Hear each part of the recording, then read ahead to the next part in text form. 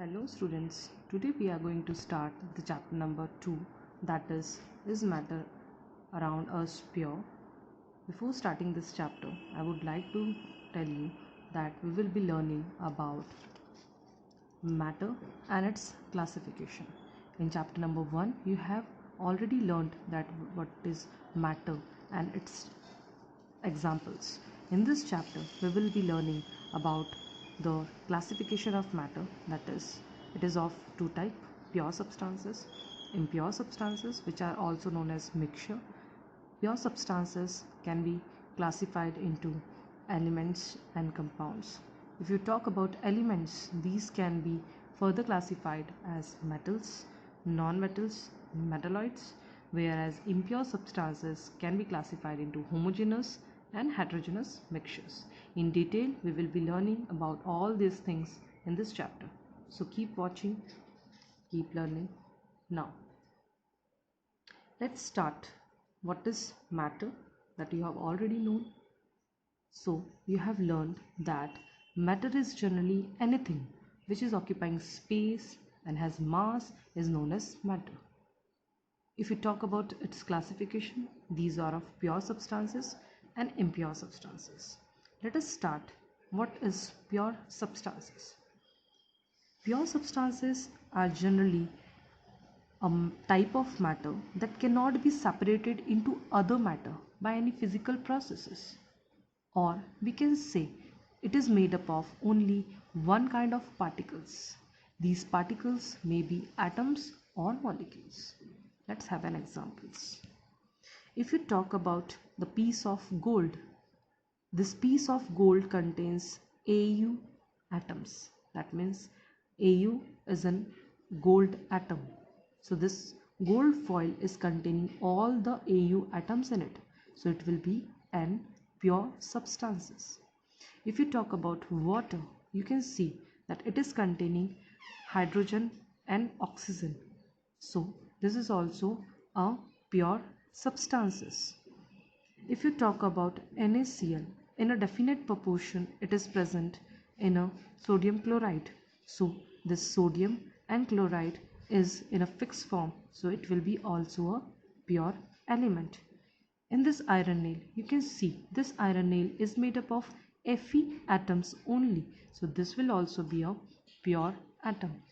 If you talk about sugar, then for example C6H12O6, it is also containing a mixture of elements, but it is a pure substances, not a mixture. Why? Because in a combined form it is containing in a sugar. You cannot just separate it by any chemical, by any physical means. So this is why this is all are pure substances. Let us study about some characteristics of these pure substances. Pure substances are made up of only one kind of atoms or molecules, as you have seen in these examples. This is a this is a pure substances containing single kind of atom, that is Au atoms.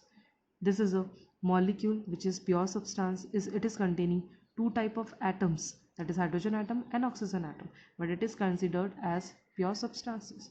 Same like NaCl. Fe is containing single kind of atoms. This is also containing different type of atoms, but because they are in a fixed proportion by mass and cannot divide it into physical processes, that is why this is considered as pure substances. So second property is that it has a fixed composition throughout. It will not change its composition even on adding in any other thing or mixing with any other molecule or any other compound. So these are pure substances. They will be having a fixed melting point or boiling point. For example, you know that the boiling point of water is 100 degree. If you mix this water in any other substances also, it will retain its melting point or boiling point. It will be same, that 0 degree will be the melting point of freezing point of H2O, but its boiling point will be 100 degree. If you talk about the composition or texture or color, even of taste, if you talk, then it will be retaining its taste. It will not be changing. Its color will be intact. It will not change. So the pure substances has all these qualities. Now let us study about the classification in detail. So based upon the nature of the constituent particles, these pure substances are of elements and compounds. What are elements? Elements generally was first used by Robert Boyle. Elements consist of only one kind of atoms, which cannot be broken down into simpler type by physical or chemical means. For example, nitrogen, oxygen, carbon, or even your iron, that is Fe, also is a element. If you see this element, that is nitrogen, all the atoms are of nitrogen only. No any other atom is present other than nitrogen. Then this will be considered as an element. That means it is containing a single kind of element or atom. If we talk about oxygen, this is containing single kind of atom, that is of oxygen atom. If you talk about iron rod, this is containing all the atoms of iron only.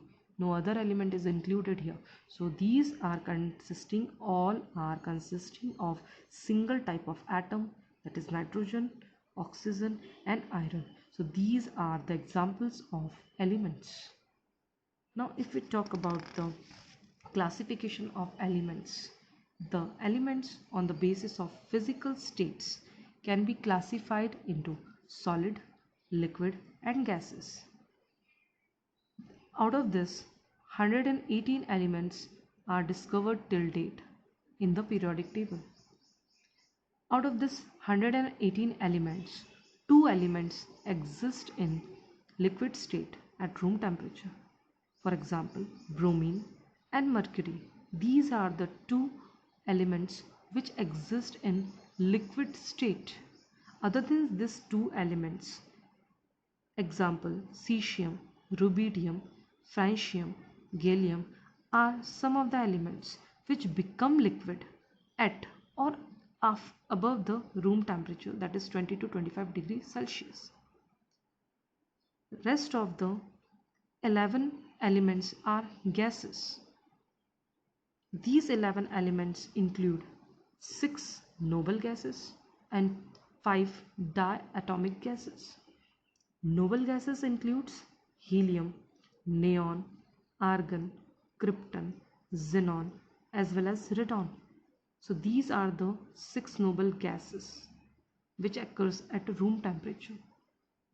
And these diatomic gases occur at room temperature, that is hydrogen, nitrogen, fluorine, chlorine. So out of these 118 elements, 2 exist in liquid, this 4 exist in liquid above the room temperature, and this 11 exist at room temperature as gases. Rest of these elements occurs as solid in normal room temperature. On the basis of variation in their properties, these elements can be classified on as metals, non-metals as well as metalloids. These metalloids is having the characteristics of both the metals as well as non-metals. Now what are the examples of metals? Sodium, magnesium, iron, etc. If we talk about non-metals, it includes elements carbon, nitrogen, oxygen, fluorine, chlorine. If we see metalloids, this includes boron, germanium, silicon, arsenic, antimony. So these are some of the elements which on the basis of their variation in the properties are of 3 types. Let us study about the compounds. Compounds consist of one kind of molecules. It consists of atoms of 2 or more different elements which are chemically bonded in a definite ratio. These can be broken down into simpler type by chemical means but not by physical means. In elements, you have seen that you cannot divide that element more by any physical or chemical means. But in case of compound, if you see that you can break down this compound by chemical means, not by physical means, into simpler form. It has the properties that are entirely different from its constituent elements. For example, if you talk about water, this is a compound, that is water. It has different property, but the hydrogen and oxygen element which is present in this water has something else, which I will tell you later on. Now, always contain same ratio of its component atoms. It will be in a fixed ratio combining in the formation during the formation of a compound. That means for the formation of water, you will be needing 2 hydrogen and 1 oxygen. Then only a water molecule will be formed. So this is your oxygen. These are the hydrogens. In this way, it is combining and forming a water molecule. If you talk about ammonia, nitrogen, this is a red circle of nitrogen, is combining with 3 hydrogens, and in this way ammonia is formed. If you talk about carbon dioxide formation, one carbon will be attached with 2 oxygen atoms. Then only your carbon dioxide will be formed. This composition will be same throughout, it will not change. Suppose if you talk about water, if you include 2 oxygen molecules, 2 oxygen atom during the formation of H2O, H2O will not be formed, something else will be formed. For example, H2O2 will be formed, which is having a different compound, which is a different compound.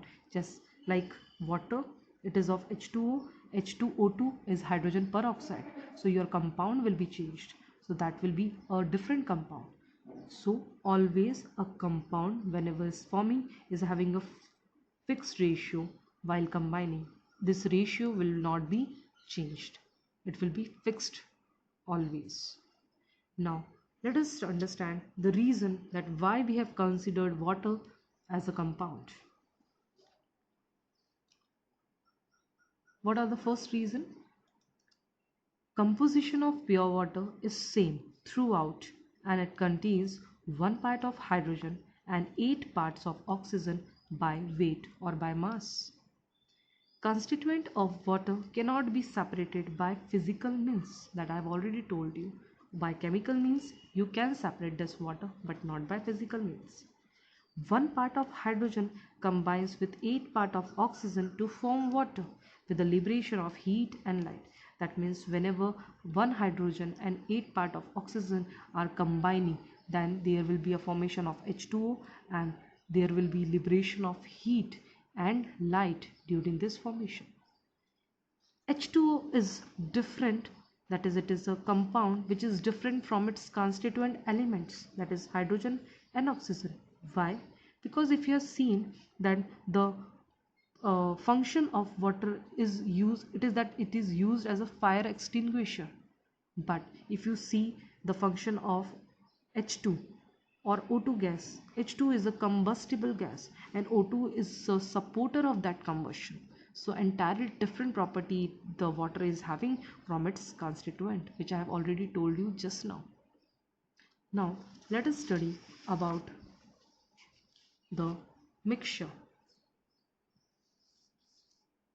So pure substances we have learnt. Now we will be studying about the impure substances. The impure substances are also known as mixtures. Generally mixtures are the substances which contains 2 different elements or compounds physically intermingled. That means you have just mixed many different compounds and you have made one solution or a mixture. It can be separated into its components by physical means. That means you can easily, by physical means, you can separate these components. That there is no use of chemical means. You can easily separate this by physical means also. It often retains many of the properties of its components. That means whatever the different compounds you have mixed in any solution, you can able to retain that. For example, chocolate cake, you have seen that it is a mixture. Why? Because in cake you are adding many ingredients for making a cake. For chocolate cake, you can see that sugar you are adding, chocolate you are adding, cream you are adding, and many other ingredients you are adding. So all these compounds, when adding, they have a particular taste. But look wise, you can see that this is a mixture. If you talk about soil, you have seen that it is containing sand, particles, granules, it is containing stones and many other particles also, and that are all different, having different properties, and you can easily by physical means you can separate those components from each other.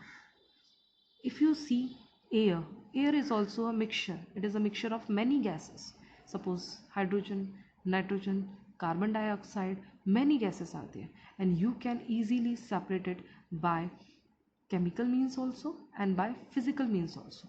There is some techniques for separation of the air from the mixture, which we will study in the last part of the chapter. Now, what are the types of mixture?